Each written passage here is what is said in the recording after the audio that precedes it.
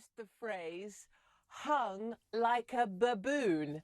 And I used it in response to a threat of a sexual nature of kind of violence against me. And many people will know conservative women like myself receive a lot of those kind of threats.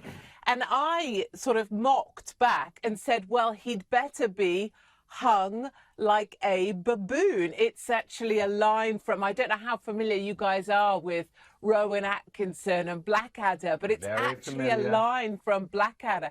Yeah, and it's actually in the Urban Dictionary as well. It's about testicular fortitude. And actually, I use it on my Twitter bio, my old Twitter bio. I use it about myself because that's a comment people say about me, that I have testicular fortitude. So I have been banned from Twitter for life because I reach 1.1 million followers, but because I used the phrase hung like a baboon. And that's the truth in black and white.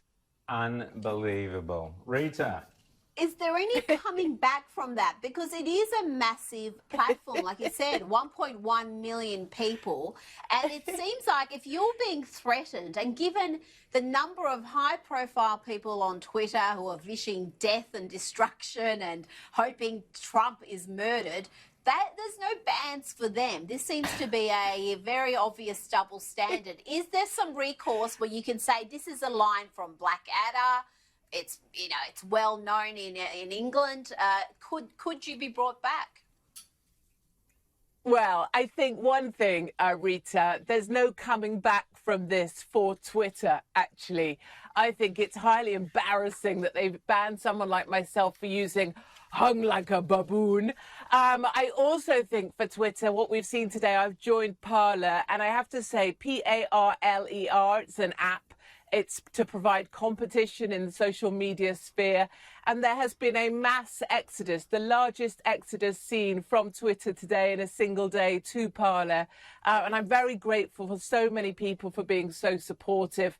And I have to say that when the truth comes out, as it will now, about why Twitter has actually banned me, and they didn't actually let me know either. They went straight to CNN, The Guardian, the BBC, and other media outlets to put that out there. So even if they were to have me back now, actually, I'm encouraging people to look for competition, look for new spaces, because how much longer can conservatives sit and just be censored? And please, this is nothing to do with free speech. We haven't had free speech in the UK for probably 10 years right now. Nobody can speak their minds. This is purely about needing competition and for rules to be applied fairly to all. So come find me on Parler. And remember that Twitter are now suspending people for saying hung like a baboon. And if you think of that phrase, think of me, because it will give me great pleasure.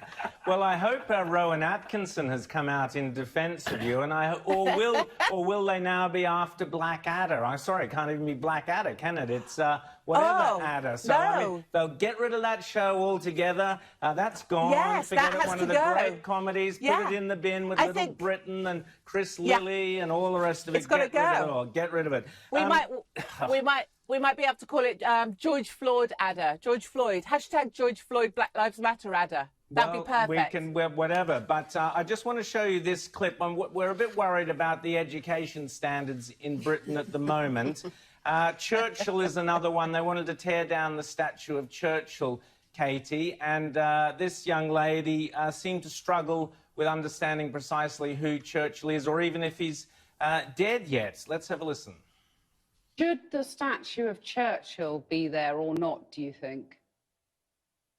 Well, I've heard many arguments on both sides. Some say that he's a racist, some say that he's a hero.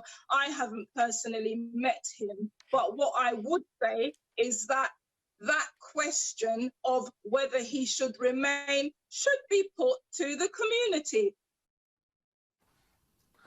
The lack of education in Britain is terrifying, that there are decisions being made by people who don't understand, you know, basic things like the fact that Churchill was a wartime prime minister. I find it extraordinary, Katie.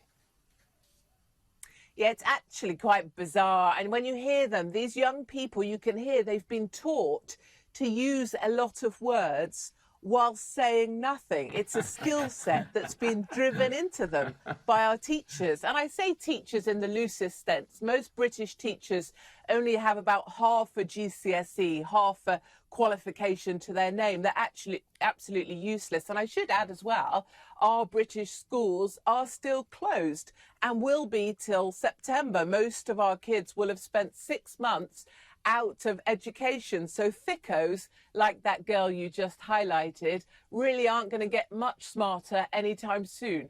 Well, maybe they might get smarter not being at school. James. Well, yeah, look, just Katie, I just want to talk about, the case of the disappearing conservatives. Obviously they can't speak their mind. I'm wondering what's going on with Boris Johnson. Has he been silenced? Because he seems to have gone completely woke on all of this.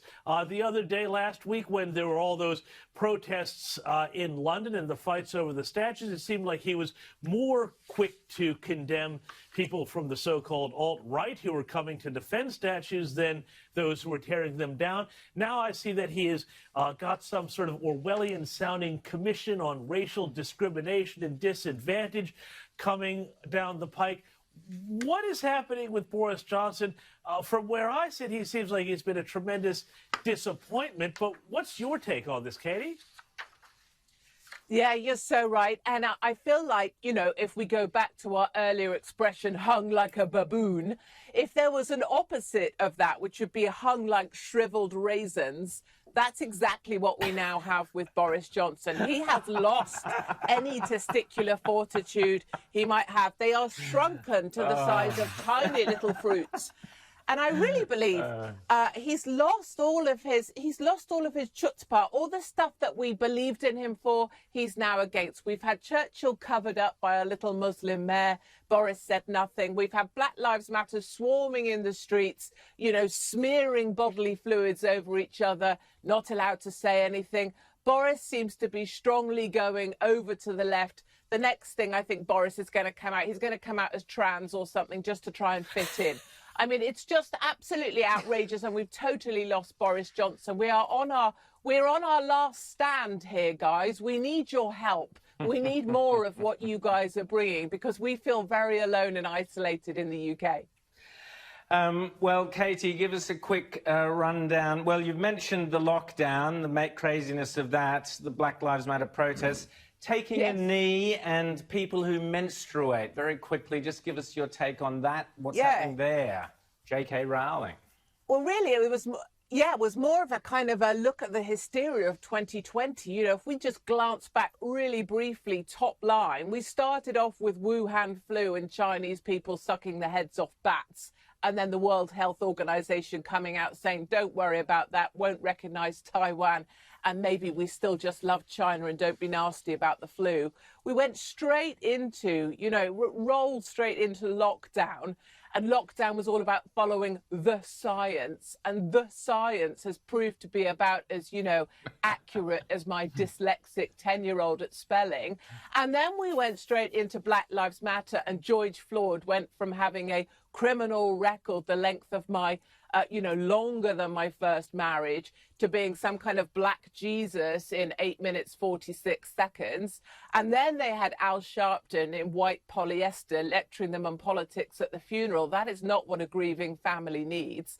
And now we went to this place where J.K. Rowling is being deplatformed from everything. Her publisher even is threatening not to publish her next book, because she objected to the fact we're no longer allowed to be called women.